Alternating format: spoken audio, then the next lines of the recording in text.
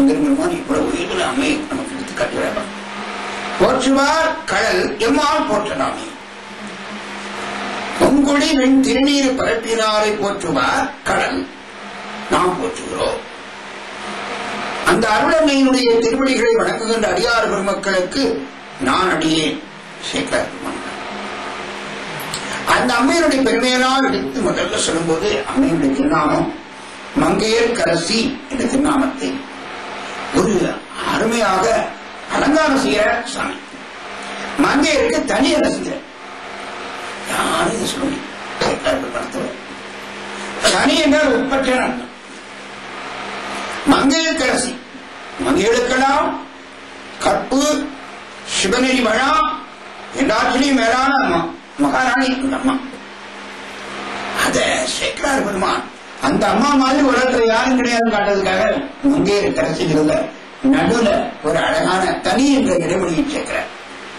மங்கையருக்கு தனி அரசி அரசி வெறும் மகாராணி இல்ல, ஈடு இணையற்ற ஒப்பற்ற மகாராணி என்ற தாய். அவருடைய பாகத்தை வழங்கினார்கள், நாம் வணங்க போறாங்க. மங்கையருக்கு தனி அரசி. ஆக மங்கையரசி அம்மையார் ஒப்பற்ற மகாராணி. மகாராணி மாத்திரமில்ல, எங்கள் தெய்வம். நாம வழிபடக்கூடிய தெய்வம் அம்மா. மதுரை கோயிலுக்கு போனா அம்மாவுடைய சன்னதி எங்க இருக்குன்னு தேடி கும்பிடணும். நவக்கிரகத்தை தேடுகிற நாம், சனீஸ்வர மகான் எதற்காக தேடுகிற நாம் மிக தேடுவதே இல்லை. மங்கையரசியுடைய அந்த அருமையான சன்னதி உயரமா சுவாமி சன்னதி போறதுனால படியேறி போய் போனோம்னா மங்கையரசி தேவி இருக்கிறார், ஆண்டி மன்னர் பெருமான் இருக்கிறார், குலச்சரன் இருக்கிறார், இருக்கிறார், 4 மக்கள் இருக்கிறார். அந்த அற்புதமான சனிதர் போய் வழிபாடு செய்தா வரணும். அவரை கும்பிட்டா சிவபெருமான கும்பிட்டது உமாதேவி கும்பிட்டது சமம். நான் ஆசிரியர் அழகாச்சு எங்கள் தெய்வம் மங்கையரசியார் தான் எங்களுடைய தெய்வம். காரணம், ஒரு சமண இருளை நீக்கிய ஒரு ஞான குரு அம்மா. திருஞான சம்பந்த பெருமானை சோழ நாட்டிலிருந்து வரவழைத்து தமிழ்நாட்டுடைய சமண இருளை விரட்டி அடிச்சு சமணர்கள் காட்டிய அந்த கொடுமையான செயல்களை எல்லாம் முறியடித்து ஒரு வாய்ப்பை உருவாக்கி தமிழ்நாடு மீண்டும் சைவ நாடாக மாறுவதற்கு உதவி செய்த அந்த தாய் தெய்வம் தானே எங்கள் தெய்வம். மங்கையருக்கு தனி அரசி எங்கள் தெய்வம். வளவ திருக்குல கொழுந்து.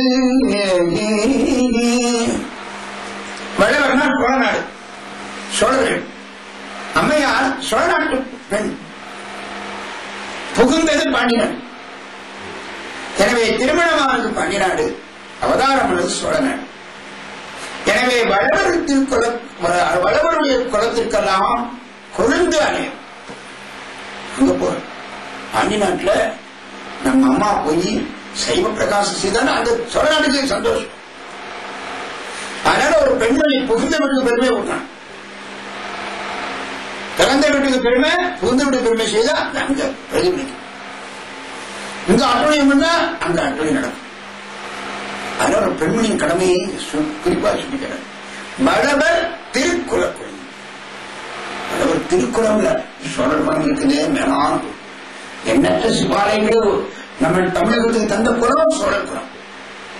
ராஜராஜ சோழர் ஒரு குளம் தான், அனபாய சக்கர சோழர் ஒரு குளம் தான், ராஜேந்திர சோழர் மகாராஜா தான் அவர்கள் திருக்குளம். அந்த திருக்குளத்துல ஒரு அற்புத ஞான குழந்தை அம்மா. வளவர் திருக்குள குழந்து வடைக்கை மாணி சுந்தரமுசாமி பாடுது. அப்படி அங்கே வரிவளை வரிவளை வரிவளையால் மாணி அது அப்படியே என்று சொல்லாச்சு. உறவு வாங்க. ஆகவே வடைக்கை மாணி வளையல்கள் அடைந்த அற்புதமான பெருமையுடைய அம்மா. ஆக இப்ப 4 விஷயங்களே. மங்கையருக்கு தனியரசி, எங்கள் தெய்வம், வளவர் திருக்குல கொழுந்து, வடைக்கை மாணி. அம்மா அது மாத்திரமா சொல்லாங்க. செங்கமல திருமடந்தை. செம்மையான தாமரை மலர் 1000 இதழ்கள் உள்ள தாமரை மலர் மீது அன்னை உமாதேவியார் விட்டிருக்கிறார். அவதான் அம்மா. யாரு வேற யாரும் இல்ல, அம்மா தான் இவங்க. 4 பெருமக்கள் சிவருமான் தான், சரியான சுவாமி சிவருமான் தான். அதுபோல அங்கேயும் இருக்காரு மீனாட்சி அம்மன். சேக்கலா இருக்குமா, ரொம்ப ஸ்ட்ராங்கஸ்ட். செங்கமல திருமடந்தை. செங்கமலம் 1000 தாமரை மலர். இது சாதாரண லட்சுமி இருக்கு, சின்ன தாமரை. மகாவிஷ்ணு மலை பிரம்மாண்ட சரஸ்வதி இருக்கிறது, 2 அழிச்சிருச்சு. ஆனா நம்ம உமாதேவியா இருக்கிற அந்த மலர் 1000. அதுல திருமடந்தை நம்முடைய மங்கையரசியா. செங்கமல திருமடந்தை கன்னி நாடாள். கன்னி நாடு, கன்னி நாட்டுக்கு பேரு. அங்க வடவர் நாடு சோழ நாட்டுக்கு பேரு. புகுந்த இடம் கன்னி நாடு. கன்னி நாடு என்பது பாண்டி நாடு. உமாதேவியாரே இங்க கன்னியாக வந்து ஆட்சி பண்ண, தராதகை பிராட்டியாராக வந்து மகளிர் ஆட்சி செய்து, அதன் பின்னர் திக்விஜயை செய்யும் போது சிவபெருமானை கண்டபோது தன்னுடைய திருமணி இருக்கிற 3 கணங்கள் ஒரு கணம் மறைந்த ஒரு காட்சி. அதனால அம்மா பேர் கன்னி. அந்த கன்னி ஆட்சி செய்த நாடால பாண்டி நாடு கன்னி நாடாள்.